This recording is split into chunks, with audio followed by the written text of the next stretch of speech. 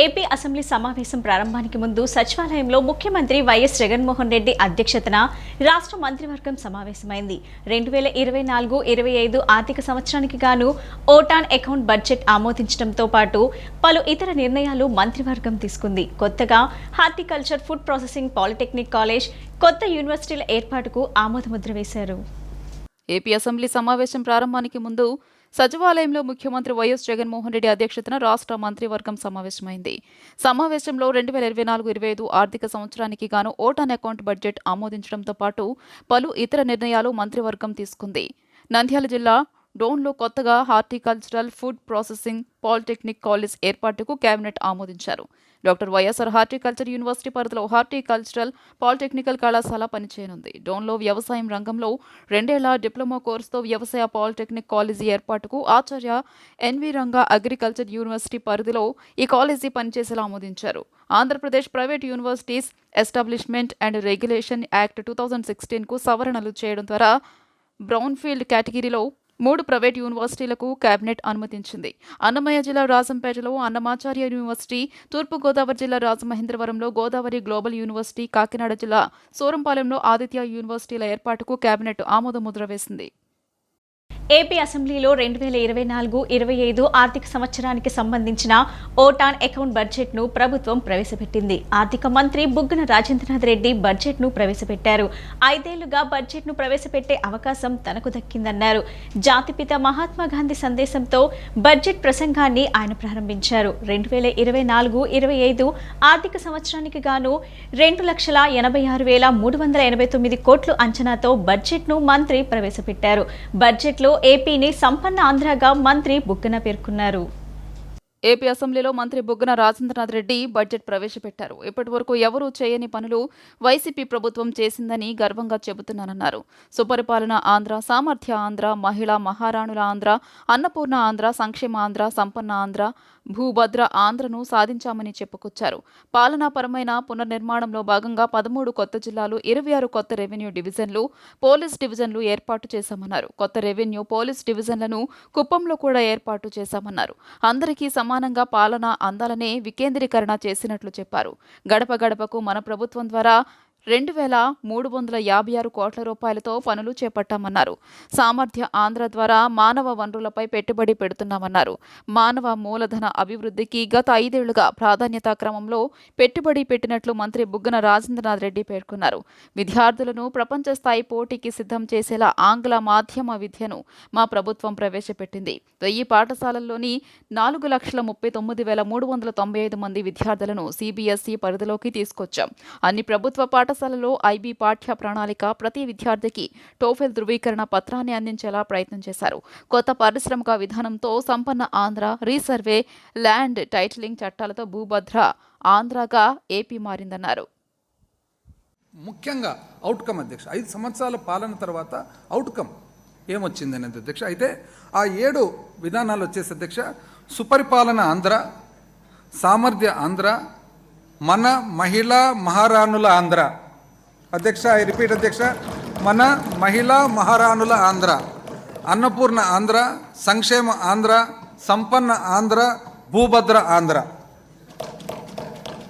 మొట్టమొదటి అధ్యక్ష, సుపరిపాలన ఆంధ్ర. పాలనా వికేంద్రీకరణ, గడప వద్దకే ప్రభుత్వం. ప్రజల సాధికారత మరియు వికేంద్రీకరణలు సుపరిపాలన మరియు అభివృద్ధికి అత్యంత ముఖ్యమైనవి. వీటిని ప్రజల చెంతకు తీసుకువెళ్లే దిశగా మా ప్రభుత్వం అనేక చర్యలను చేపట్టింది. ఇందులో భాగంగా గ్రామ స్థాయి నుంచి ప్రభుత్వాన్ని పటిష్టపరచడం, విస్తృత స్థాయిలో పాలనా విభాగాలను పునర్వ్యవస్థీకరించడం మరియు సమాజంలోని వివిధ వర్గాల వారికి సాధికారతను అందించడం జరిగింది. పాలనా వికేంద్రీకరణలో భాగంగా జిల్లాలు మరియు పోలీస్ వ్యవస్థ పునర్వ్యవస్థీకరణ మాత్రమే కాకుండా స్థానిక సంస్థలను బలోపేతం చేయడమైనది. కమ్యూనిటీ కాంట్రాక్టుల విధానం స్థానిక పాలనలో పౌరుల చురుకైన భాగస్వామ్యాన్ని మరియు యాజమాన్య భావాన్ని ప్రోత్సహించి చిట్ట చివరి స్థాయి వరకు ప్రజాస్వామ్యాన్ని పటిష్టపరిచింది.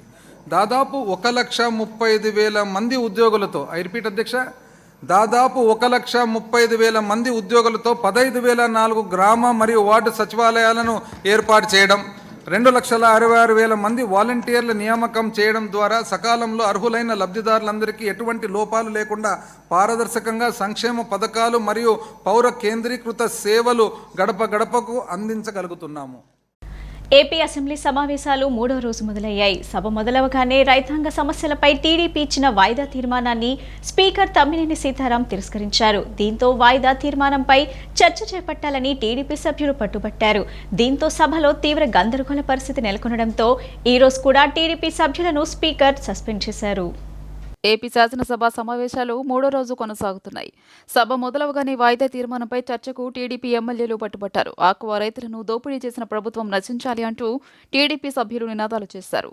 మంత్రి బొత్స సత్యనారాయణ IIITలకు సంబంధించిన సవరణ బిల్లు ప్రవేశపెడుతున్న సమయంలో టీడీపీ సభ్యులు నినాదాలు చేశారు. రైతులను దగా చేసిన జగన్ ప్రభుత్వం నశించాలి అంటూ పెద్ద ఎత్తున నిరసనకు దిగారు. దీంతో స్పీకర్ ఏం మాట్లాడుతున్నారో కూడా అర్థం కాని పరిస్థితి సభలో ఏర్పడింది.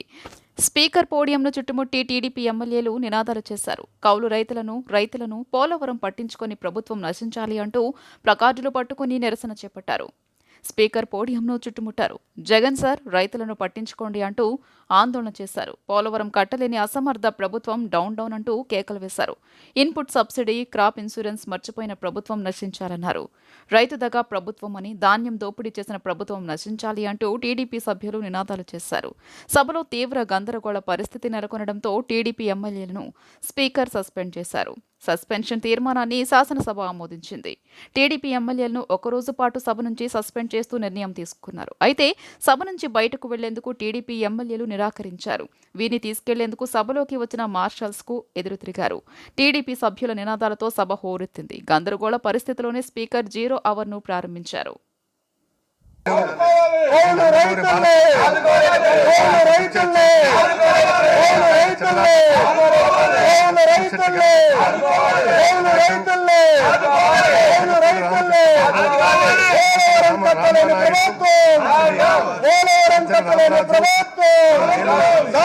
కొనుగోలు చేయని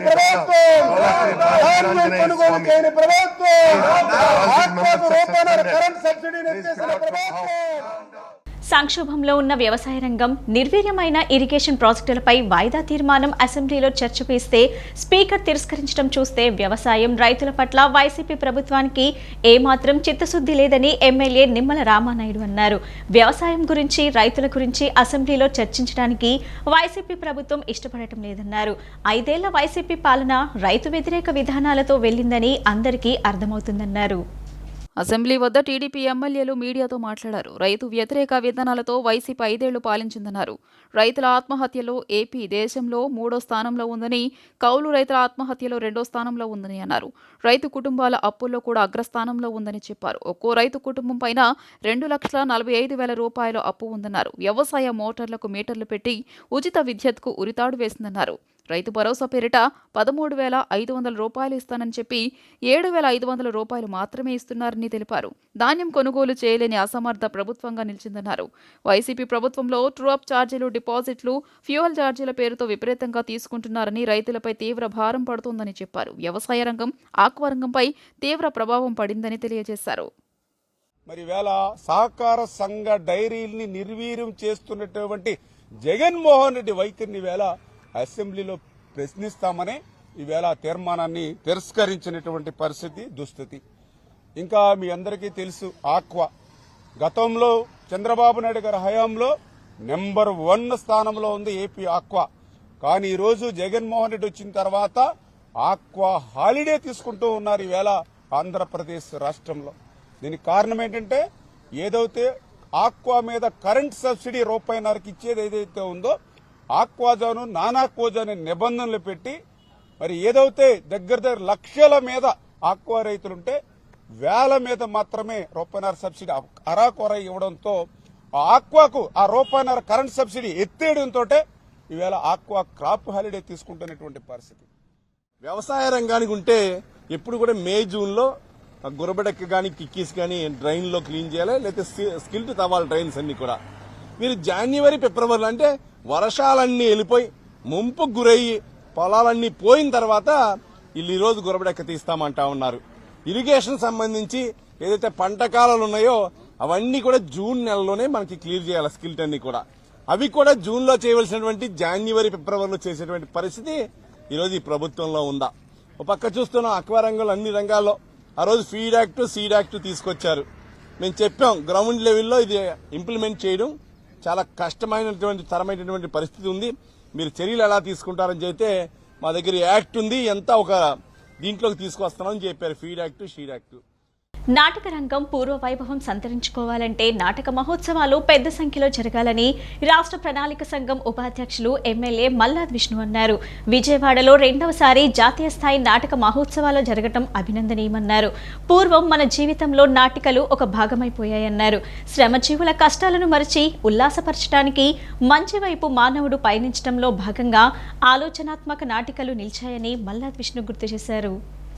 న్యూఢిల్లీకి చెందిన national school of drama Andhra Pradesh ప్రభుత్వ భాషా సాంస్కృతిక శాఖల సంయుక్త ఆధ్వర్యంలో విజయవాడలోని తుమ్మలపల్లి వారి క్షేత్రయ్య కళాక్షేత్రంలో 25వ భారత్ రంగస్థల మహోత్సవాలు 2024 నిన్న సాయంత్రం అంగరంగ వైభవంగా ప్రారంభమయ్యాయి. ఫిబ్రవరి 1 నుంచి 21 వరకు దేశవ్యాప్తంగా 15 నగరాల్లో నిర్వహిస్తున్న నాటక మహోత్సవాల్లో భాగంగా మంగళవారం నుంచి ఆదివారం వరకు తుమ్మలపల్లి కళాక్షేత్రంలో ఎంపిక చేయబడిన అత్యుత్తమ 6 నాటికల ప్రదర్శన ప్రతిరోజు సాయంత్రం ప్రదర్శించనున్నారు. నాటక మహోత్సవాల ప్రారంభోత్సవానికి హాజరైన రాష్ట్ర ప్రణాళిక సంఘం ఉపాధ్యక్షులు ఎమ్మెల్యే మల్లాది విష్ణు మాట్లాడుతూ రాష్ట్రంలో నాటక రంగ అభివృద్ధికి ముఖ్యమంత్రి వైఎస్ జగన్మోహన్ రెడ్డి విశేష కృషి చేస్తున్నారన్నారు. సామాజిక అంశాలతో కూడిన నాటకాల వలన ఆలోచన శక్తి పెరుగుతుందని తెలియజేశారు. నాటక రంగాన్ని ఉన్నత స్థితికి తీసుకెళ్లాల్సిన అవసరం ఎంతైనా ఉందన్నారు. భారత రంగస్థల మహోత్సవాల నిర్వహణతో దేశంలోని ఇతర రాష్ట్రాల సంస్కృతి సంప్రదాయాలపై అవగాహన పెరుగుతుందన్నారు. కేంద్ర సాహిత్య అకాడమీ కార్యదర్శి డాక్టర్ కె శ్రీనివాసరావు మాట్లాడుతూ నేషనల్ స్కూల్ ఆఫ్ డ్రామా మన దేశంలో 6 దశాబ్దాలకు పైగా విశేష సేవలు అందిస్తోందని అన్నారు. మన దేశంలో నాటక రంగానికి చేయూతనందించడంలో, నాటక రంగాన్ని ఉన్నత స్థితికి చేర్చడంలో నేషనల్ స్కూల్ ఆఫ్ డ్రామా పాత్ర ఎనలేనిదన్నారు. నాటికలు మన సంస్కృతిని ప్రతిబింబిస్తాయని తెలియజేశారు. భారత రంగస్థల మహోత్సవంలో భాగంగా మొదటి రోజు ఎన్డి రిపర్టరీ కంపెనీ న్యూఢిల్లీ వారు నాటకంను ప్రదర్శించారు. సమాజంలో స్త్రీ తన కోర్కెలు, భావోద్వేగాలు, సామాజిక నిబంధనల మధ్య పడే సంఘర్షణే ప్రధాన ఇతివృత్తంగా తీసుకుని నాటకం ప్రదర్శించారు. నాటకం ఆద్యంతం ప్రేక్షకులను విశేషంగా ఆకట్టుకుంది. ఎందుకంటే మనిషికి సంబంధించినంత వరకు నాటకం అనేది ఆంధ్రప్రదేశ్లో మరీ ముఖ్యంగా విజయవాడ నగరంలో చాలా చాలా ప్రాణపరంగా నాటక రంగంలో చాలామంది అందరూ కూడా ఉంటారు. ఈ నాటక రంగం గురించి మనం కొద్దిగా వెనక్కి వెళ్తే అనేక మంది మహానుభావులు, కందుకూరి వీరేశలింగం పంతులు గారు, గురజాడ అప్పారావు గారు కానీ, చిలకమర్తి లక్ష్మీనరసింహ పంతులు గారు, రామకృష్ణమాచార్యులు, తిరుపతి వెంకట కవులు, ఇలాంటి వారు అనేక మంది ఈ రంగంలో ఉన్నటువంటి ప్రముఖులు అన్నమాట. ఎందుకంటే ప్రజలకి చేరువు కావడానికి, ప్రజలు మన్ననలు పొందడానికి, ప్రజల మనస్సు చూరుకొనడానికి పూర్వం ఉన్నటువంటి ఏకైక మార్గం ఏంటంటే నాటక రంగమే. దాన్ని మారుతున్నటువంటి కాలానికి అనుగుణంగా ఆ నాటక రంగాన్ని పెంచి పోషించాలని, దాన్ని ఉన్నత స్థితికి తీసుకువెళ్ళాలి అని చెప్పని అటు కేంద్రం కానీ ఇటు రాష్ట్రం కానీ అటు ఈ 2 ప్రభుత్వాలు కూడా, దీంతోపాటు ఈరోజు నేషనల్ స్కూల్ ఆఫ్ డ్రామా వారు కానీ ఇలాంటి వారందరూ కూడా ఉండటం వల్లనే ఇంకా నాటక రంగము, నాటకాలు సజీవంగా ఉన్నాయి అని చెప్పని. ఏపీ ముఖ్యమంత్రి జగన్మోహన్ రెడ్డి ప్రతిపక్ష నేత చంద్రబాబు నాయుడుకు ఏపీసీసీ అధ్యక్షురాలు వైఎస్ షర్మిల లేఖలు రాశారు. ఏపీకి ప్రత్యేక హోదా సహా విభజన హామీలు ఈ 10 ఏళ్లలో బీజేపీ చేసిన మోసాలపై చర్చించాలని కోరారు. హామీలు అమలు చేసేందుకు ఆంధ్ర రాష్ట్ర ప్రజల హక్కుల తీర్మానాన్ని ప్రవేశపెట్టి ఆమోదించాలన్నారు. ఆమోదించిన తీర్మానాన్ని కేంద్రానికి రాష్ట్రపతి ద్రౌపది ముర్ముకు పంపాలని షర్మిలారెడ్డి ఆ లేఖలో కోరారు. టీడీపీ ప్రభుత్వ హయాంలోనే సెంట్రల్ నియోజకవర్గంలో 550 కోట్ల రూపాయలతో అనేక అభివృద్ధి పనులు చేశామని టీడీపీ పొలిట్ బ్యూరో సభ్యుడు బోండా ఉమామహేశ్వరరావు అన్నారు. పశ్చిమ నియోజకవర్గంలో అంతులేనివి చేయటం వల్లే వెల్లంపల్లి శ్రీనుకు చందాల శ్రీను అనే పేరు ఉందని, ఆయన వద్దని వైసీపీ కార్పొరేటర్లు జగన్ వద్ద మొరపెట్టుకుంటే సీటు ఇవ్వలేదన్నారు. తాడేపల్లి నాయకుల కాళ్లు పట్టుకుంటే సెంట్రల్ సీటు ఇచ్చారని ఆరోపించారు. వాలంటీర్లకు డబ్బులు, కుక్కర్లు ఇచ్చి ప్రలోభ పెట్టాలని చూస్తున్నాడని విమర్శించారు. అవినీతి డబ్బు అవినీతి అధికారులతో గెలవాలని చూస్తున్నాడని ప్రజలు ఆలోచించాలన్నారు. బాబు శ్రీరెడ్డి భవిష్యత్తుకు గ్యారంటీ కార్యక్రమంలో భాగంగా సెంట్రల్ నియోజకవర్గం 26వ డివిజన్ మాచవరంలో టీడీపీ పొలిట్ బ్యూరో సభ్యులు బోండా ఉమా ఇంటింటికి తిరుగుతూ ప్రజా సమస్యలపై ఆరా తీశారు. టీడీపీ మినీ మేనిఫెస్టోలోని పథకాలను ప్రజలకు వివరించారు. ఈ సందర్భంగా ఆయన మాట్లాడుతూ వైకాపా హయాంలో మధ్యతరగతి, బడుగు, బలహీన వర్గాల ప్రజల జీవితాలు తలకిందులయ్యాయని చెప్పారు. ఒక్క ఛాన్స్ అని అధికారంలోకి వచ్చిన వైకాపా ప్రభుత్వం ఎక్కడ చూసినా తోచుకోవడం, దాచుకోవడం తప్ప ఈ వైకాపా నాయకులకు మరో ధ్యాసే లేదన్నారు. చంద్రబాబు నాయుడు ప్రజాదరణ చూసి ఓర్వలేక జగన్ పిచ్చి చేష్టలు చేస్తున్నాడన్నారు. సెంట్రల్ నియోజకవర్గం టీడీపీ అడ్డా అని 26వ డివిజన్లో ఏ అభివృద్ధి జరిగినా టీడీపీ హయాంలో జరిగిందన్నారు. నియోజకవర్గాన్ని, డివిజన్ను అన్ని రంగాల్లో అభివృద్ధి చేశామని తెలియజేశారు. 550 కోట్ల రూపాయలతో నియోజకవర్గాన్ని అభివృద్ధి చేసినట్లు చెప్పారు. సెంట్రల్ నియోజకవర్గంలో వైసీపీ నుంచి పోటీ చేస్తున్న వెల్లంపల్లి శ్రీనివాస్కు కనీస అవగాహన లేదన్నారు. పశ్చిమ నియోజకవర్గంలో అతను పనికిరాడు, అంతులేని అవినీతి చేశాడు. కరోనా సమయంలో 9 కోట్ల రూపాయలు వ్యాపారస్తుల నుంచి చందాలు వసూలు చేశాడు. అమ్మవారి గుడిలో వెండి సింహాల దొంగ, అమ్మవారి ఆభరణాలు దొంగిలించిన వ్యక్తిని ఇక్కడికి పంపిస్తే మంచివాడైపోతాడా అని ప్రశ్నించారు. వాలంటీర్లకు డబ్బులు, కుక్కర్లు ఇచ్చి ప్రలోభ పెట్టాలని చూస్తున్నాడని విమర్శించారు. ఇవాళ అతనికి ఒక అభివృద్ధి మీద అవగాహన లేదు. వచ్చినాడు ఎన్నికల్లో చేసినటువంటి ప్రభుత్వం చేసిన పనులు చెప్పుకొని ఓట్లు అడగాలి. తోలు తీస్తా, తాట తీస్తా, లేపేస్తా, అలాగే వాలంటీర్లకి 10,000 రూపాయలు, అలాగే మొదటి విడత 10,000, సచివాలయ సెక్రటరీకి 25,000, మళ్ళీ అలాగే కుక్కరు ఇచ్చి ప్రలోభ పెట్టాలని చూస్తాం. ప్రజలు ఆలోచన చేయాలి. వీళ్ళని 2 నెలల్లో పోయేవాళ్ళు వీళ్ళందరూ ఇంటికి. ఇలాంటి వ్యక్తులు ఎక్కడి నుంచో వచ్చి మరి సెంట్రల్ నియోజకవర్గంలో వాళ్ళ అవినీతి డబ్బుతో, అవినీతి అధికారుల అండతో గెలవాలని చూస్తూ ఉంటాం. మరి ఏ విధంగా ఉందో పరిస్థితి చూడాలి.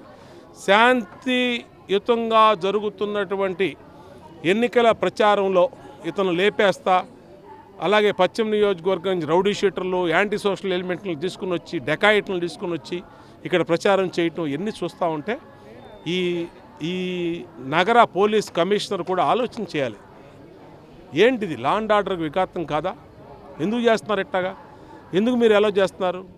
డివిజన్ కార్పొరేటర్ వల్లభనేని రాజేశ్వరి మాట్లాడుతూ డివిజన్లో ప్రజలు స్వచ్ఛందంగా టీడీపీ పాదయాత్రలో పాల్గొంటున్నారని, వైసీపీ అబద్ధపు అసత్య ప్రచారాలను నమ్మే పరిస్థితిలో ప్రజలు లేరని అన్నారు. వైసీపీకి అభివృద్ధి చేయడం చేత కాదని, అందుకే అబద్ధాలు చెబుతున్నారని తెలిపారు. వారి టైం కూడా అయిపోయిందని, రాబోయే ఎన్నికల్లో సెంట్రల్ నియోజకవర్గంలో రాష్ట్రంలో టీడీపీ ఘన విజయం సాధిస్తుందని చెప్పారు. వైసీపీ వాళ్ళ అసత్య ప్రచార అబద్ధాలను ఇంకా వినే పరిస్థితుల్లో ప్రజలు లేరు అనేది అర్థమవుతుంది. వాళ్ళు ఏం చెప్పినా కూడా వాళ్ళకి అభివృద్ధి చేత కాదు కాబట్టి అబద్ధాన్ని నిజం చేయడానికి ప్రయత్నిస్తూ ఉన్నారు. గత 4.5 సంవత్సరాలుగా ఇక వాళ్ళ టైం అయిపోయింది. ఒక్క ఛాన్స్ కూడా అయిపోయింది. రాబోయే ఎన్నికల్లో రాష్ట్రంలో అలాగే సెంట్రల్ నియోజకవర్గంలో అత్యధిక మెజారిటీతో తెలుగుదేశం పార్టీ గెలిచి అభివృద్ధిని సాధిస్తుందని ఈ సందర్భంగా చెప్తారు. ఉన్నత లక్ష్యాలను ఏర్పరచుకొని వాటి సాధనకు కృషి చేయాలని నవోదయ విద్యార్థులకు కృష్ణా జిల్లా కలెక్టర్ పి రాజాబాబు ఉద్బోధించారు. విద్యార్థుల్లోనూ ఎన్నో రకాల అద్భుతమైన ప్రతిభ సామర్థ్యాలు ఉంటాయని, వాటిని వెలికితీసి జీవితంలో గొప్ప స్థానాలకు చేరుకోవాలని సూచించారు. కృష్ణా జిల్లా బాపులపాడు మండలం వేలేరులోని జవహర్ నవోదయ విద్యాలయ వార్షికోత్సవ వేడుకలు ఘనంగా జరిగాయి. ఈ కార్యక్రమానికి ముఖ్య అతిథిగా కృష్ణా జిల్లా కలెక్టర్ రాజాబాబు విచ్చేశారు. జ్యోతి ప్రజ్వలన చేసి కార్యక్రమాన్ని ప్రారంభించారు. ఈ విద్యా సంవత్సరంలో అన్ని అంశాల్లో ప్రతిభ సాధించిన విద్యార్థులకు బహుమతులు అందజేశారు. గ్రామంలో జవహర్ నవోదయ విద్యాలయం ఏర్పాటుకు సహకరించిన అప్పటి స్థలదాత ద్రోణవల్లి గురునాథం కుటుంబ సభ్యులను అభినందించి సత్కరించారు. అనంతరం కలెక్టర్ రాజాబాబు మాట్లాడుతూ ప్రతి విద్యార్థిలోనూ ఎన్నో రకాల అద్భుతమైన ప్రతిభా సామర్థ్యాలు ఉంటాయని, వాటిని వెలికితీసి జీవితంలో గొప్ప స్థానాలకు చేరుకోవాలని సూచించారు. నిజానికి నవోదయ పాఠశాలల ఏర్పాటు ముఖ్య ఉద్దేశం ఇదేనని గుర్తు చేశారు. పెద్ద పెద్ద లక్ష్యాలను ఎంచుకొని మీకున్న చిన్న చిన్న లోపాలను భూతద్దంలో చూసుకోకుండా కష్టపడి చదువుకుని జీవితంలో ఉన్నత శిఖరాలకు చేరుకోవాలని విద్యార్థులకు కలెక్టర్ సూచించారు. త్వరలో జరగబోయే పబ్లిక్ పరీక్షలకు సిద్ధమై బాగా రాయాలని ఆకాంక్షించారు. పాఠశాలలు, దేవాలయాలు లాంటివి అని విద్యార్థులతో పాటు సమాజ అభివృద్ధి కోసం అటువంటి దేవాలయాలకు ప్రతి ఒక్కరూ సహాయ సహకారాలు అందించాల్సిన అవసరం ఎంతైనా ఉందన్నారు. నవోదయ విద్యాలయ వసతి గృహాల్లో వేడి నీళ్ల కోసం సోలార్ విద్యుత్ ఏర్పాటుకు సహకరించిన విద్యార్థుల తల్లిదండ్రులను కలెక్టర్ అభినందించారు. ఈ కార్యక్రమంలో జిల్లా విద్యాశాఖాధికారిని Tahira Sultana, Gudivada RDO P Padmavathi, Jawahar Navodaya Vidyalaya principal M Srinivasarao, vice principal Yadunandana, ఉపాధ్యాయులు, విద్యార్థులు తదితరులు పాల్గొన్నారు. Navodaya educational institutes are established with a concept that they want to bring the rural talent and mix with urban and allied. Then together they can shine. This is one platform where we can learn a lot.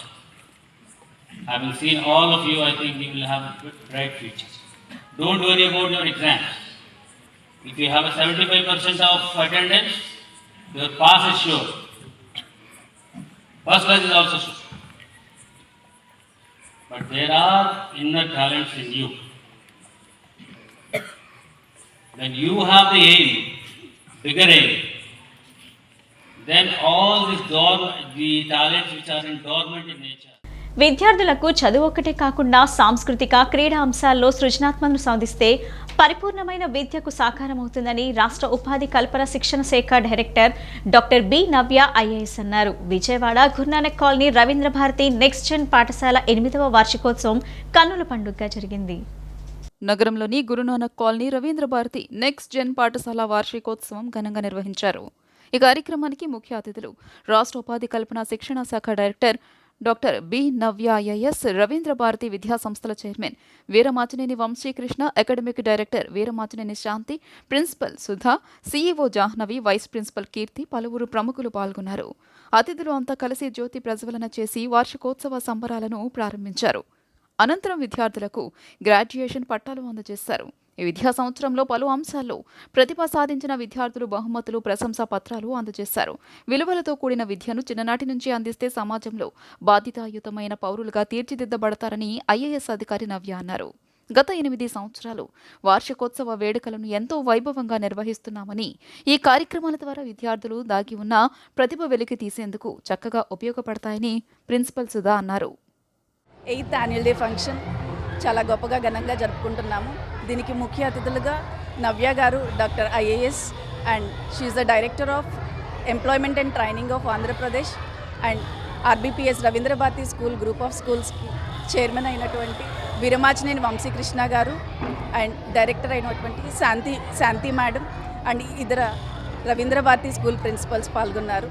దీనికి students అందరూ వాళ్ళ cultural యాక్టివిటీస్తో, వాళ్ళ యొక్క పర్ఫార్మెన్సెస్తో ఎంతగానో పేరెంట్స్ని and other వాళ్ళ రిలేటివ్స్ని చాలా చక్కగా ఆకట్టుకున్నారు. Thank you. ఎన్టీఆర్ జిల్లా విజయవాడ రూరల్ మండలం రాయనపాడు ప్రాంతంలో ఓ వలస కూలీ పనిచేస్తూ సోమవారం ప్రమాదవశాత్తు తారు డబ్బాలో జారిపడిపోయాడు. కూలీ పడిపోవటం ఎవరూ గమనించకపోవడంతో 2 రోజులు నరకయాతన పడ్డాడు. మంగళవారం బాధితుడి కేకలు విన్న స్థానికులు ఇబ్రహీంపట్నం పోలీసులకు సమాచారం ఇవ్వగా పోలీసులు స్థానికుల సహాయంతో కూలీని కాపాడారు. డబ్బాలో ఇరుక్కుపోయిన వ్యక్తి ఇతర రాష్ట్రానికి చెందిన కూలీగా చెబుతున్నారు. శరీరం స్వల్పంగా గాయపడటంతో చికిత్స నిమిత్తం బాధితుడిని ప్రభుత్వ ఆసుపత్రికి తరలించారు. బ్రాహ్మణ కులస్తులు ఎక్కువ సంఖ్యలో ఉన్న విజయవాడ సెంట్రల్ నియోజకవర్గం ఎమ్మెల్యే టికెట్ను వచ్చే ఎన్నికల్లో అన్ని పార్టీలు ఆ వర్గానికి కేటాయించాలని బ్రాహ్మణ ఐక్యవేదిక రాష్ట్ర కన్వీనర్ శ్రీనివాస్ రామానుజాచారి, సభ్యులు కృష్ణప్రసాద్ డిమాండ్ చేశారు. ప్రెస్ క్లబ్లో నిన్న నిర్వహించిన విలేకరుల సమావేశంలో ఆయన మాట్లాడారు. రాష్ట్రంలో అత్యధిక జనాభా కలిగిన తమను ఎన్నికల సమయంలో అన్ని రాజకీయ పార్టీలు టికెట్ల విషయంలో అన్యాయం చేస్తున్నాయని విమర్శించారు. జనాభా తామాషా ప్రకారం సీట్లు కేటాయించే వరకు పోరాడతామని చెప్పారు. సెంట్రల్లో ఇతర సామాజిక వర్గాలకు టికెట్ కేటాయించడాన్ని తీవ్రంగా వ్యతిరేకిస్తున్నామన్నారు. మాకు ప్రస్తుతం అసెంబ్లీలో సరైన ప్రాతినిధ్యం లేదు. అలాగే ఇప్పుడు ఉన్న పార్టీలు కూడా మా సామాజిక వర్గం పట్టించుకోవట్లేదు. ప్రస్తుతానికి విజయవాడ సెంట్రల్ మాకు ఎన్నో పూసలా ఉండేది. మా బ్రాహ్మణ సమాజానికి ఎన్నో సంవత్సరాల నుంచి ఇక్కడ బ్రాహ్మణ ప్రాతినిధ్యం ఉండేది. అలాగే పార్లమెంట్ సీటు కూడా మాకే వచ్చేది. అలాంటిది ఇప్పుడు మా దురదృష్టం ఏంటో కానీ మేము ఇక్కడ మా ప్రాతినిధ్యం చేయలేకపోతున్నాము. మా యొక్క మెయిన్ డిమాండ్ ఏంటంటే ఈసారి ఎలాగైనా వెస్ట్ విజయవాడ మా బ్రాహ్మణులకు వచ్చేలాగా మేము ఎంతటికైనా పోరాడతాము. మరి దానికి సిద్ధంగా ఉన్నామని చెప్పి తెలియపరుస్తున్నాము. మేము ప్రతి వారికి మేము అనుకున్న మేనిఫెస్టో ప్రకారంగా మేము ఒక ఎన్నికల మేనిఫెస్టోని కూడా మేము తయారు చేస్తాం. ఆ మేనిఫెస్టో ప్రకారంగా మేము జరిపిస్తాం. ఇది యథార్థమైనటువంటి విషయం. ఈ మీడియా వాళ్ళందరికీ కూడా అనేకమైన కృతజ్ఞతలు అర్పిస్తూ మీరందరూ కూడా సహకరించవలసిందిగా, బ్రాహ్మణులు బ్రాహ్మణేతరులు కూడా దీనికి అందరూ సహకారం ఇస్తే బ్రాహ్మణము అందరికీ సేవ చేయడానికి మేము ముందుకు వస్తున్నామని ఒక ఛాలెంజ్గా మేము మీకందరికీ విజ్ఞప్తి చేస్తూ సహకరించవలసిందిగా కోరుతూ ప్రార్థిస్తున్నాం. రైస్ మిల్ యాజమాన్యాలు మొండి వైఖరి విడనాడి కార్మికుల వేతనాలు వెంటనే పెంచాలని ఐఎఫ్టియు రాష్ట్ర ప్రధాన కార్యదర్శి చీకట్ల వెంకటేశ్వరరావు డిమాండ్ చేశారు. 2.5 సంవత్సరాల క్రితం చేసుకున్న ఒప్పందాన్ని పునరుద్ధరించాలని కోరారు. లోడింగ్ అన్లోడింగ్ ఛార్జీలు పెంచకుండా పాత ధరలే ఇస్తున్నారని, కార్మిక చట్టాలను అమలు చేయటం లేదని ఆరోపించారు. గాంధీనగర్ ప్రెస్ క్లబ్లో ఐఎఫ్టియు రాష్ట్ర ప్రధాన కార్యదర్శి చీకట్ల వెంకటేశ్వరరావు నిన్న విలేకరుల సమావేశం నిర్వహించారు. సమావేశంలో ఆయన మాట్లాడుతూ ఉమ్మడి తూర్పుగోదావరి జిల్లాలోని మండపేట, ఆలమూరు, కపిలేశ్వరపురం మండలాల్లో 100కు పైగా రైస్ మిల్లుల్లో కార్మికులు పనిచేస్తున్నారని చెప్పారు. వీరి నూతన అగ్రిమెంట్ కోసం రాష్ట్ర కార్మిక శాఖ కమిషనర్ సమక్షంలో యాజమాన్యాలు, కార్మికులకు మధ్య జరిగిన చర్చలు సఫలీకృతం కాకపోవడం యాజమాన్యాల మొండి వైఖరే కారణమన్నారు. 2.5 సంవత్సరాల క్రితం చేసుకున్న ఒప్పందాన్ని పునరుద్ధరించాలని కోరారు. లోడింగ్ అన్లోడింగ్ ఛార్జీలు పెంచకుండా పాత ధరలే ఇస్తున్నారని, కార్మిక చట్టాలను అమలు చేయడం లేదని ఆరోపించారు.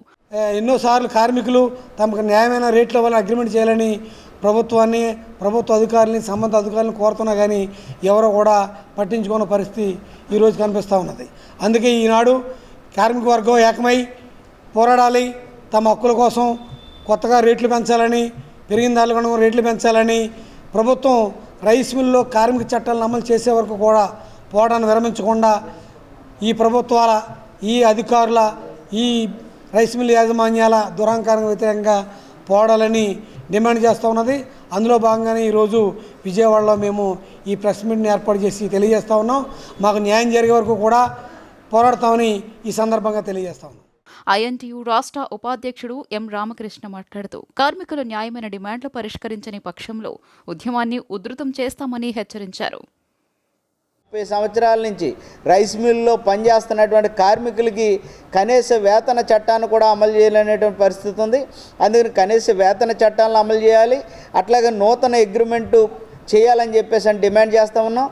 దాంట్లో భాగంగానే కమిషనరు అటు తూర్పుగోదావరి, పశ్చిమ గోదావరి జిల్లాలకు సంబంధించినటువంటి లేబర్ అధికారులతో మరొకసారి చర్చలు ఏర్పాటు చేస్తామని చెప్పేసి హామీ ఇచ్చారు.